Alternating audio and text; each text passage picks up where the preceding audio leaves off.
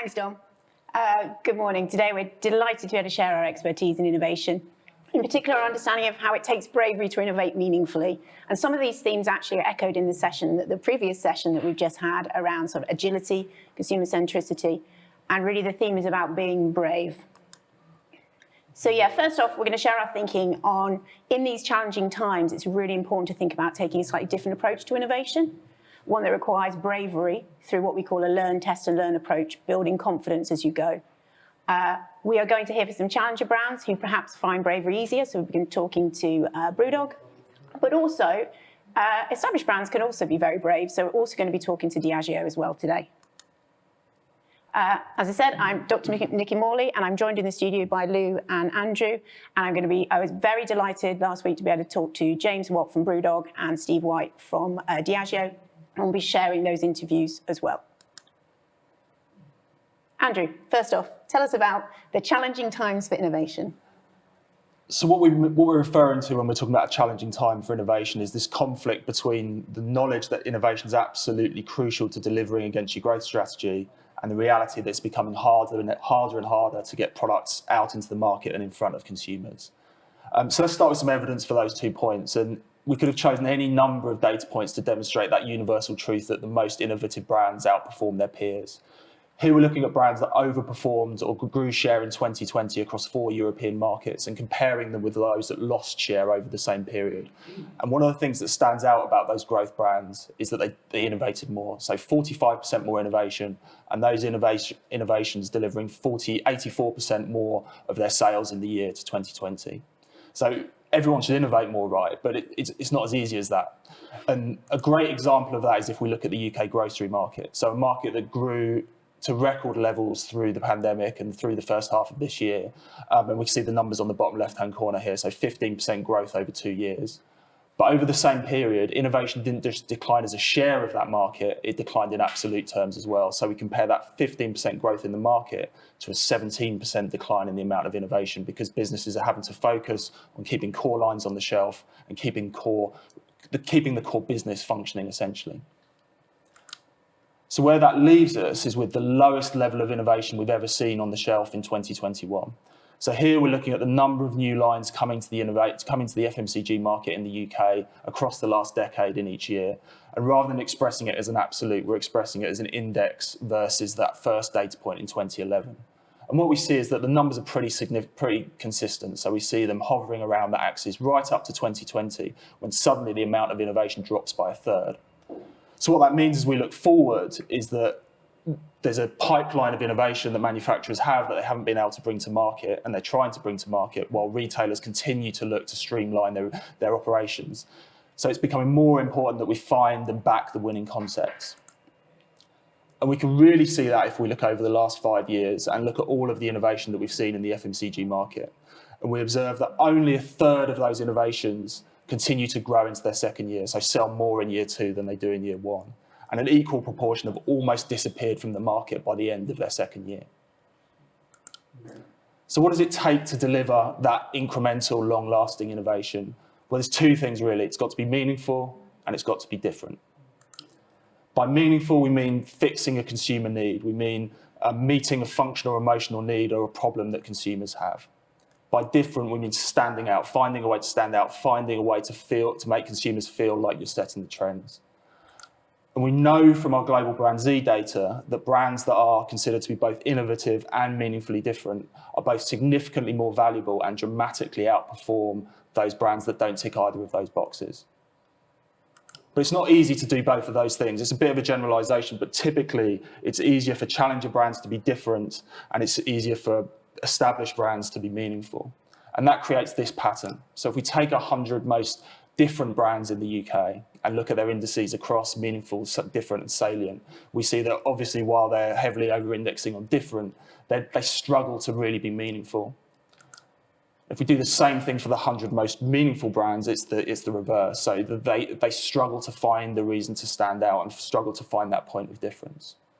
But that's not to say it's impossible, because as we look at this slide and look at some of the examples of brands that are achieving both of those things, the brands on the right-hand side here, they might not necessarily be your personal favourite brands, but it's difficult to argue with the fact that they've hit that sweet spot of hitting a consumer need, of standing out and finding a point of difference in their marketplace and continuing to innovate to hold on to that position. And now I'm going to hand over to Lou, who's going to talk about how we believe you can do that. Thanks, Andrew. So we've heard a little bit about what meaningful difference means and why that's so important when it comes to innovation. What we're now going to look at is how you go about innovating to be meaningfully different. And what we're talking about here is reframing the current market realities in one of three ways. Obviously, we all want to differentiate our brands from the competitors. Ideally, you're looking to add value to consumers' lives in new and creative ways. And to do that, by encouraging more sustainable behaviours that are going to drive that long-term growth. And of course, in an ideal world, you'll be doing 2 or even 3 of those things. It's not rocket science, so why is it that companies aren't doing it? Now, before we go on, and we of course have some answers we prepared earlier, we wanted to ask you to take a moment to share your thoughts. So what is it that's holding you back from being brave, from innovating meaningfully? What is it within your companies, or within your processes, that's making life a little more difficult to achieve that kind of sustained innovation? If you have some thoughts, please drop them in the comments.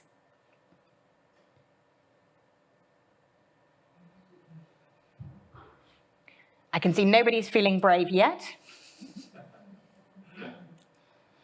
Possibly you've all come back from your tea or coffee break a little bit drugged up and wondering why I'm asking you to complete a task when you're hoping just to listen and absorb. Okay, so we feel that there are 4 key things that are really holding companies back. The first, of course, is that established brands have that all-important legacy to consider, and they're driven by stakeholders who want ever faster returns. The result of that tends to be a process that, while generating lots of ideas, doesn't necessarily focus on delivering incremental growth through that meaningfully different innovation that's so important. Instead, brands try to replicate their initial success by taking a rearview mirror approach. So they try to repeat what they've done before. And as every musician knows, that can lead to that problem of that difficult second album. The success of the first is very rarely replicated when you take the same approach again. Of course, the opposite can also be true, that you start to think trend first, piggybacking on the latest trend without thinking about what's right for your brand, your business, and your consumer. But the biggest problem of all is fundamentally that as businesses grow, so their ability to make brave, bold decisions decreases. If we take the example of something like Halo Top or Grey's pre-acquisition, how many of those big brands and businesses can claim that same bravery? And of course, along the way, that can lead to some common pitfalls that we see on the slide. So, the answer to delivering meaningfully different innovation is all around bravery. And brave brands build momentum and confidence so that whatever they're doing, it doesn't actually feel like too much of a risk at the time. What does that actually look like? Well, they're forward-facing. And as we heard from the Brand Z panel, that means looking outside in, looking beyond your category, beyond your industry, being prepared to think differently and being comfortable with the uncomfortable. They're obsessed with people. They move from understanding their consumers to being obsessed not only with the consumer, but with the context in which they're living their lives, to find those new opportunities that can unlock growth. They're never satisfied. They're continually reviewing and challenging their innovation process. They're driving momentum internally and with their key stakeholders or investor boards by focusing on defining that learning journey that's right for each project. That means defining their risky assumptions, their most critical assumptions, and deciding what needs to be done to address those to reduce the risk and build confidence. They move with agility, and that, of course, is a word that's been coming up again and again so far today, because that confidence gives them the right foundation to focus their energies on being able to move forward to the build phase quickly and effectively, getting the innovation out into the market, monitoring it and pivoting it as they might need to. And then finally, they think brand first. That's not to say they have a blind focus on brand to the exclusion of sales, but that they understand and respect the reciprocal relationship between brand and innovation in creating that all-important mental predisposition to purchase. Now, what that looks like in practice is innovation that continues to be meaningful, to be different, and to be relevant to our consumers. And we can see a few examples here. So Oatly has been brilliant at connecting to the cultural zeitgeist. Flora, of course, took a very traditional brand and aligned it with that exploding plant-based trend. Dove and Shaw have done brilliant work with inclusivity, and most recently, the Shaw brand, of course, with its moving forward on a diverse product that allows people with who aren't necessarily using both their hands to apply the product in a way that works fantastically with their brand values around confidence. Innocent is a great example as well. They launched into plant milks as drinks, but quickly pivoted that communication strategy to focus on pour over usage when it became clear that that's what consumers were using them for. And then finally, of course, Halo Top. We've heard about it time and time again in terms of innovation, but that successful ice cream tub launch continued and translated into that handheld innovation that really helped to drive growth. The challenge isn't the same for all brands, though, as we've heard. Sort of challenger brands can find it easy to be bold, and sort of established brands often find have the advantage of being more meaningful. How do you get the balance right? Well, I want to talk to two brands, one of established brands and a challenger brand. I was fortunate to speak to them last week, and let's hear from them about how they get this balance right. So first of all, BrewDog, continually innovating meaningfully, and I'd love to sort of understand from James, which I asked him, about how they put innovation at the heart of their success. So welcome, James. It's lovely for you to have joined us. We've just been talking about innovation, the importance of innovation for growth, meaningfully different innovation, how it's really important to think about being meaningfully different, and also about the fact that increasingly in challenging times, it's hard to do the same thing over and over again. You need to think differently about how you do innovation.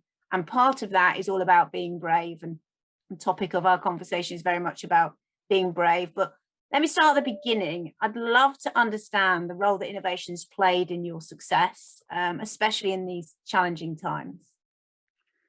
Innovation has been super key to what we've done ever since we set up our business with 2 humans and a dog back in 2007. And as a tiny company, or then tiny company competing against global behemoths, unless we were innovative, unless we did things differently, unless we found our own way to do things, we just wouldn't have survived any time at all as a company. So innovation is core to our DNA, because without innovation, we wouldn't have survived and we wouldn't have been able to build the business that we have. So tell me about some of your innovations. How do you really identify an opportunity to go after? So it all tends to be kind of quite gut instinct driven, but I guess the most innovative thing that we ever did was back in 2009, we launched what we called Equity for Punks. Equity for Punks was online equity crowdfunding before anyone knew what that was or before it even existed. And we come up with this crazy idea to sell at stakes in our company to the people who enjoyed the beers that we make. We spoke to 6 legal firms about it, and they all said it was completely impossible. It couldn't work at all. The 7th one we spoke to decided to give it a go, but it was going to cost us £100,000 to set up. This was at a time with only £50,000 in our company bank account. So we gambled the entire future of our business and making this completely unknown, untried, untested business model work. And for us, it's been completely transformational. So we now have 200,000 Equity Punk investors, but we don't just see them as investors. They're advocates, they're ambassadors, they're the heart and soul of our business. And our mindset, our philosophy has always been to shorten the distance as much as possible between ourselves and the people who enjoy our beer. And for us, Equity Punks is the ultimate incarnation of that philosophy.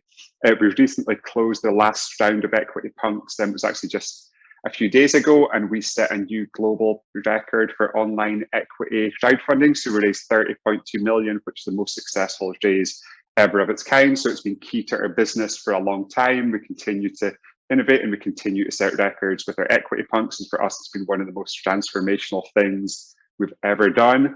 And everyone we told the idea to at the start thought we were completely crazy and we thought it would never work, which is almost a good sign. If something's super innovative, then it's going to confuse and alienate a lot of people at the start, but you've just got to believe in what you're doing. Brilliant. So that really is a sign that sort of you guys have been really brave in that space and pushed through. Yeah, I love this idea that it should feel uncomfortable when you're really disrupting. Now, thinking sort of more narrow in terms of the products and the products you've got, what has been your recipes for success with successful innovations around your product? So all the innovations around our products is completely selfish. So we make beers that we want to drink ourselves and then hope that other people want to drink them as well. And we're just insanely passionate about beer. So we exist to put the taste, the flavor, the artisan craftsmanship back into people's beer glasses and take them on this journey of flavor, taste, depth, character, quality that they never knew existed, and just open their mind to a whole new world of beer. And that's what we love doing. That's what gets us out of bed in the morning. And that's the thing that we've been most excited about over the last 14 and a half years since we set up the company. And as well as making our everyday beers that you can buy in all the supermarkets, like Punk IPA, like Hazy Jane. We also love making small batch experimental beers. We do sour beers, we do oak aged beers, we do beers that are aged in whiskey casks. So for us, it's kind of blending the two things together. So it's making sure that everyday beers that we do taste amazing, and we do enough innovation. And we've now got 105 of our own retail locations dotted all over the planet. And for us, that's almost a kind of perfect incubator, the perfect kind of test bed for our innovations. So rather than put something out beyond that, we test things in our own ecosystem with our own team, with our customers, with our community, with our equity punks. Then the innovations that do well in that ecosystem, the ones that we know we want to back big and push out to the world at large. Oh, that's brilliant. So we call that at Kantar sort of like a learn, test and learn. And I guess you're really sort of living that. And I love this idea that actually you're building beers that are meaningful to you and therefore sort of ideally meaningful to the consumer as well. Now, talking about bravery, what is the bravest? Now, you've told me about sort of the equity for punks, but when it comes to the product innovation, tell me about bravery. What's the bravest decision you've ever made when it comes to innovation? And what were the factors that really drove you to be brave? So it's kind of launching our beers in a whole new continent. We decided to build a brewery in America, which was a crazy decision for a little Scottish company. I spent 7 days visiting different cities in America trying to decide where to go. I spent a day in Boston, a day in Philly, a day in Chicago, a day in Pittsburgh, a day in Columbus, a day in Richmond. And I just loved Columbus. So I was there for less than 24 hours. And I remember the conversation vividly. I got back and I sat down with Martin, my co-founder, and I sat down with my CFO. This was back in 2016. And I was like, Martin and Neil, you guys have never been to Columbus, Ohio. I've only been there for 1 day. We've done no feasibility, no diligence whatsoever. This project's going to cost us £35 million that we don't have at this moment, and we've got no idea how we're going to get it, but we should definitely build this thing. And they were like, yeah, okay, let's do it. So I phoned up, bought the land, found a way to raise the money. And since then, our American business, which takes all of our key products into the American market, has been a massive success. And last year, we were the fastest growing beer business in America. And Time Magazine named our US campus, which has got an amazing beer hotel, event space, beer museum, Blake's tap room, visitor center, as one of the top 100 places on the planet as well. So it was a huge gamble to launch in America in that way, but it's one that's worked out really well for us. And do you think you took a bit of a learn, test and learn approach to that as well? Or, what was the thing that made everyone say yes? That's a good question. I've never actually thought about it. Maybe stupidity, maybe naive optimism. And I think any decision that is brave in business has to kind of exist on the edge of kind of naive optimism and a little bit of stupidity as well. Otherwise, it's not that brave as a decision. So I think it was kind of somewhere in a combination of those factors. Thank you. Now, thinking about sustainability has obviously played a really important role at BrewDog. And what I love is the fact that if you just go headlong for just making great beers, then you automatically realize that sustainability is almost the gift that comes with it.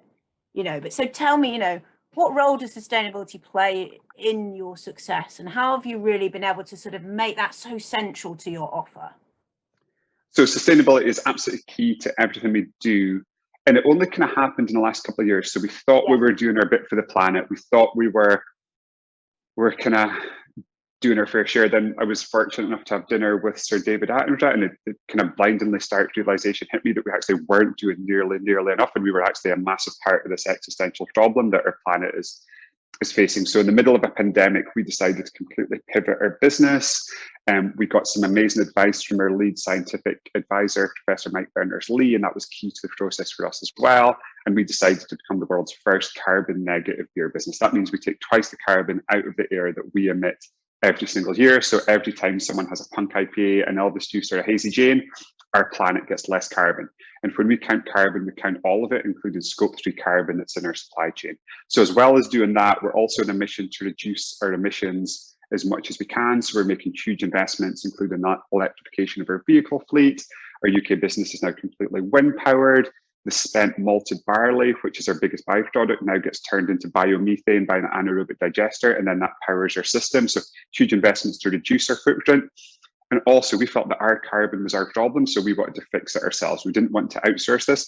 So we bought almost 10,000 acres of the Scottish Highlands, where we are creating the Lost Forest. So we're going to rewild a beautiful part of Scotland. We're going to create a biodiverse, native, broadleaf woodland. We're going to plant millions of trees. We're going to restore peatlands. Peatland restoration is a very effective form of carbon sequestration. And we are going to take our carbon out of the air ourselves, and work has actually started in the Lost Forest in the last few days. So massively central to everything we do, and we want to be as transparent as possible here. We share full reports every 6 months, all of the numbers, all of the breakdown, and we want to set a new standard in sustainability and hopefully inspire other businesses to join us in this kind of most important of missions. Brilliant. Some really bold and brave moves there. One thing, so as you say, you would like to inspire others to come on that journey with you. What advice would you give to those more established brands? Because I guess as a sort of more smaller challenger brand, you get to be bold. And as you say, you've got to make those bold moves. But what advice would you give to those established brands who are struggling a little bit with the idea of sort of sustainability, or struggling a little bit with the idea of sort of meaningful innovation? How can you sort of help them to be braver? My advice to the more established brands would be 2050 is too late, 2040 is too late, 2030 is too late. If we're going to save our planet and life on this planet, huge changes needed right now. Don't kick the can down the road. We need to make fundamental changes today. And I think governments have proven themselves completely incapable of making the difficult decisions to drive the change that we need, because the timescales they work on to be re-elected is just incompatible with the short-term, kind of medium-term pain we're going to have to take into society to fix this thing. So for me, if we're going to get ourselves out of this huge mess we're in with the climate, it's got to come down to the best, most progressive, most forward-thinking businesses working hand in hand with leading scientists, and that's how we can drive this change. So it's just a huge imperative to act boldly, to act with the best independent scientific advice, but to act now. Don't wait until it's too late. And hopefully other businesses are going to join us in this journey. Thank you ever so much for your time, James. It's been a fascinating interview. Thank you. Cool. Thanks, Nicki. So I love how he talks about innovation being core to the DNA, and without it being brave, they wouldn't have survived. And also I like ultimately how he talks about just making good beers. So it might be easier for challenger brands to be brave. However, as we see Diageo also being brave, and I'm delighted to have been able to interview Steve White from Diageo. So first of all, tell me, what role has sort of innovation really played in sort of the successes at Diageo, especially in these challenging times? Yeah, so Diageo's got a very strong track record of innovation, you know, stemming back from launch, I guess, of Bailey's 40 years ago, Smirnoff Ice 20 years ago, but they tended to be a bit more sporadic. You know, they'd come along every now and again rather than being a systemic way of growing the business. And I think what we've seen over the last certainly 10 years, and increasingly so over the last 5, is that innovation is becoming a more central part of how we grow Diageo's business. And if anything, actually, you know, the kind of counterintuitive outcome through COVID has actually been innovation has stepped up, not fallen back. Yeah. I think in the first kind of 6 weeks as COVID bit, we were convinced we were all going to be downing tools for 2 years. And to be honest, I ended up hiring more people during the COVID situation, which was completely unexpected. And that's simply because I think consumers' behaviours change quite dramatically. I think as we've all probably experienced as the virus bit, unfortunately. But it's meant that kind of socialising, the way that we connect with each other, changed quite dramatically in that period. Which also meant, you know, drinks, which is a social industry, also changed with it, and that that's actually created a lot of opportunity, which has been great. It's been a really positive side of what has been quite a negative experience in other areas, but it's kind of turbocharged our innovation agenda. No, brilliant. Yeah, and I've been seeing some of those great innovations that are sort of coming out. So tell me about them. Tell me about some of those sort of more recent innovations that have come out, and how you really identified the opportunity to really go after that in this changing world. Yeah, so I mean, there's a few different ones, and some of them are kind of longer term consumer trends, which have been there for a little bit, that have then subsequently been accelerated. So we quite often talk about, holistic and well-being as being a trend area that we've seen coming for a little while.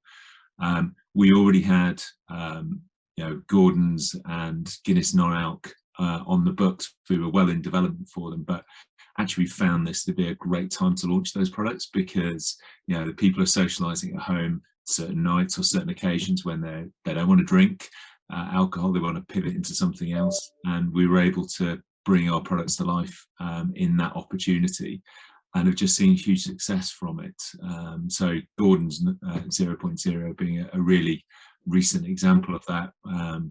Launched back in January, just as the dry January kicked in. We've just seen huge take up of and excitement for a product which delivers what it promises. It tastes like the Gordons you love. Yeah, it does, absolutely. Without the alcohol. So it probably took us a little longer actually than some of other non-alc competitors in the market, partly because we wanted to make sure we were true to that Gordon's experience as we developed it, and technically that's really hard. You take quite a core component of the flavour out of it when you remove the alcohol, and we wanted to make sure that we were staying true to the consumer promise of the Gordons you love and trust, just without the alcohol. And the revelation we've seen with that is people using it in different ways than we might have anticipated. So yes, on a Tuesday or a Wednesday night, if they're deciding to have a drink at home but don't want the alcohol, that's great. But we've also seen it being a very thoughtful choice for somebody who's had an alcoholic Gordon's already, still wants to stay in the same mood but doesn't want the alcohol, and have used a Gordon's non-alc to kind of pace the evening, as it were. So have you really sort of thought about, we talk about sort of meaningfully different innovations, and that's a really nice example of one. What is your recipe for success to get to those really meaningful sort of innovations that consumers love and want to buy and buy again? Yeah, I mean, it sounds boring in some ways, but we kind of start out with the question of what is it we're trying to solve for? And quite often, and certainly in my early innovation career, it's easy to fall in love with an idea. I want to do X thing or Y thing, and then you try and build a justification for why it's the right thing after that. And there's nothing wrong with that, as long as you do answer the question of why are we doing it. And so all of our innovation briefs start with why are we doing this? What's the purpose for it?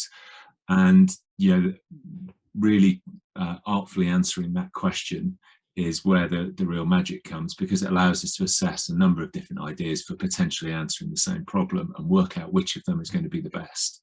And that's really where the kind of skill comes in, is building that breadth of ideas that then allow you to work out which of them is going to matter most to the consumer and which is a better proposition for the consumer. And that's how we kind of work our way through it.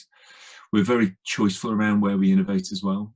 So we work out how we are delivering innovation which is working in service of the business's strategy, or is so meaningfully different that it will change the business's strategy.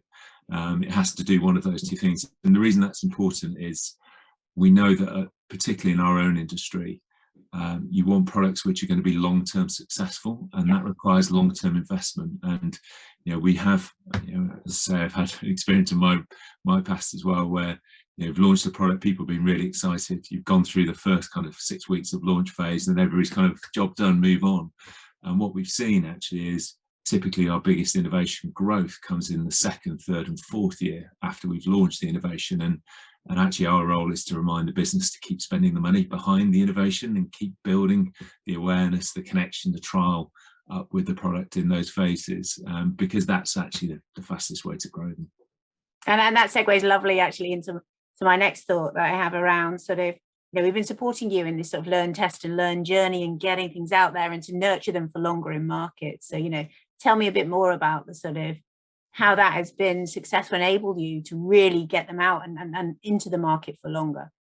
Yeah, so it's one of the important bits of, I think I mentioned already, alcohol is a social industry. A lot of our products are drunk with other people around you, and that plays an important role in the choices that you make. And so whilst we do a lot of good research work with some decent stimulus up front to try and kind of collect that reaction to how people might behave, actually we know that when we physically put it together with somebody in the room, they'll quite often behave in a different way than we anticipated, or even they thought they might behave. And so that kind of first engagement with the real consumer is actually really important to us. And so whenever we particularly the more disruptive pieces of innovation we're putting out there, we always anticipate the fact that we're going to have to evolve the idea, because the consumers are going to give us feedback one way or the other in order, and we need to be able to adjust to that. And so that the first product proposition or even the first plan is always just our best guess at that moment, and the moment we get some better stimulus or information, that allows us to then pivot and make sure we've got the right idea. And so we do very much adopt that approach, particularly on the riskier end of our portfolio of ideas. Is making sure we set ourselves up to kind of iterate maybe a couple of times, actually, depending upon context that we're operating in. Brilliant. And that leads me really nicely to this theme of bravery. And that does require bravery. What's the bravest decision you've made when it comes to innovation? Can you tell me a bit about that? And and really sort of what are the underpinnings of sort of being brave?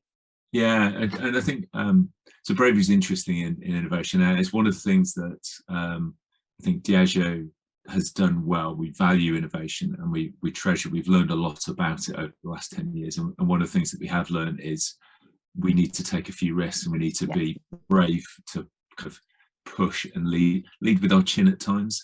And so actually in certainly in the recent past, it's not felt like I've been personally at risk. Life and limb haven't been threatened by our innovations, because actually the organisation supports that risk taking. Now we do that in a way that mitigates it. Obviously we research, we do the test markets. There have been previous earlier points in my career where I've felt like I have been leading with my chin. We've put some innovation out there, put a lot of money on it, and I've felt the weight of that on my shoulders. And candidly, some have failed, some have flown, and sometimes I wouldn't have been able to tell you which was going to be which either.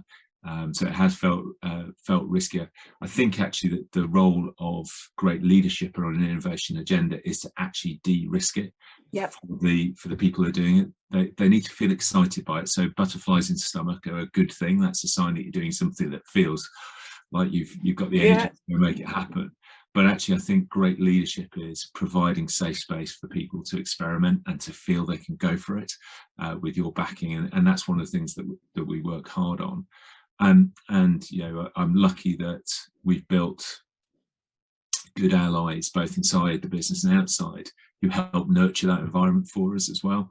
Our senior executives are heavily invested in the innovation agenda and are backing us on taking those risks to get out there. So that definitely helps. But it is, it's fun doing some of these things. You've got to keep reminding people that even if it feels like the stomach's churning a little bit, that's a good sign. It's fun. It should feel like that, and the rewards for when it works are brilliant. You get the real excitement for creating something new. Brilliant. Yeah, that feeling of sort of being uncomfortable has actually been a bit of a theme of what we've been talking about. So then actually, but also this idea of a safe space and be able to sort of operate in an environment where you're actually sort of de-risking as you build up through research. So brilliant answers, and a testament and showing the success of what you've been able to sort of deliver. Thank you very much for your time, Steve. It's been an absolute pleasure to talk to you as always. Thank you. Wonderful, Nicki. Nice to see you. Again, another amazing discussion about bravery. I love the fact he talked about the organisation really supporting the risk-taking, mitigating risk along the way, focusing on learning in market. And that, I love this idea of the first real consumer engagement, understanding that, to be able to keep it in market for longer, being able to pivot, all enabling them to be braver. So in summary, building momentum and confidence is what it's all about. So nothing actually feels like a risk. And if you take nothing else away, Lou has already shared this slide with us, but again, it's the idea of a forward-facing innovation strategy, having an obsession with people and context, learn, test and learn with agility, putting brand at the heart of that thinking, and obviously never being satisfied. And now over to the Q&A, and I think, Lou, you've got the iPad. Have we got some questions? We have indeed. We've got some great questions coming in. So first question we had, what's the one big takeaway? We've shared a lot of data here, but what for us is the one big thing that we'd be asking people to remember? Andrew, what about you? So I think for me, it's that balance between being meaningful and different. I think when we look at innovation, we tend to want to do case studies on the successes, but when you look back at the innovations that haven't been so successful, it's because they haven't focused on both of those elements. So you get innovations that are too close into their core business and therefore might achieve huge scale, but just cannibalize what they have already. Or innovations that focus too much on difference and end up being so far out that they're just vanishingly niche. So it's finding that balance between those two elements that's so important to me. Nicki, what about you? The one takeout for me is this idea of learn, test and learn, and really making sure that you learn as you go. A lot of people do a lot of testing, but learning is very much, and that's why we don't call it the test and learn approach, we call it the learn, test and learn approach. So if you were to take nothing else out, I think that's an important one. Fantastic. So one of the questions we had was around the rate of innovation. Given that it's slowing so much, does that mean that the brand should be keeping that backlog churning out, or are some of those innovations just no longer relevant? I think for me, it's an interesting question. I think what we've seen is that ideally, to be meaningful and different and sustainable, a brand's innovation needs to be focused towards the future. So very much facing forwards rather than backwards. And if that's the case, then your innovation should still be relevant, even if it takes 2-3 years to come to market. So whilst the pandemic will have thrown everybody's eggs up into the air, and some of those will have cracked, if you'll forgive the metaphor, there is still a lot of things that are keeping us that will keep and maintain that relevance and that ability to differentiate. Taking risks was one of the big topics on the Brand Z panel earlier. So what would we say in terms of advice to give brands the confidence to go for it, and also to persuade people within the organisation to join them on that journey? That's a really good question, actually. And I think a lot of that's around building confidence. We talked about building confidence and momentum, doing some testing, doing some learning, checking in with your stakeholders, bringing those stakeholders on the journey with you, and building that confidence. And actually, I think it's about blending data with testing and bringing all that together to build up sort of and test hypotheses and just gain confidence and momentum over time. And I think that's the important thing for me is a takeout to risk-taking and being brave is all about that, reducing that risk and building up that confidence as you go. Absolutely, and we heard that from Steve earlier, didn't we? Absolutely. The importance of bringing the stakeholders on that journey and being able to, in a sense, the more senior, there is no use in a business trying to innovate bravely if it doesn't have buy-in from the senior audience and the leadership team to support that. No matter how successful the pirate inside may be as a philosophy, it's very hard to swing that if you're fighting against your investor board. One interesting question we had was, how do you innovate successfully with perhaps a smaller budget than the likes of Diageo? Of course, we've seen some great examples from BrewDog, but any thoughts on that? Well, for me, it's having a bit of an entrepreneurial spirit and actually really just testing and learning and using the available data. Just talk to people, be obsessed with consumers, I think. Has to be a big part of that. Use what available budget you have just to be obsessed with consumers, and also get it out into market, as Steve said, and pivot. Follow it in market, understand it in market. Get really close to that. As Steve said, that first consumer engagement, I think, is super important, whatever your budget. And Andrew, of course, with the focus on incremental growth, one of the key questions that's coming up is around cannibalization. How do we avoid cannibalization with some of these new innovations that we're launching? I think the most important thing there is to understand the partitions in your market. So whatever category you're in, whether it's grocery, whether it's tech, whatever, if you launch something that operates in the same consumer partition of the market, you're going to suffer from cannibalization. If you understand how consumers make choices in your market and you can step into a different partition, then that's where you find the incrementality. I think cannibalization, it's interesting. If you innovate to be meaningfully different, then the chances are you're going to be incremental, and the chances are that you won't cannibalize. So I think everything we've said about really striving to be meaningfully different in market is a good first step to avoid cannibalization.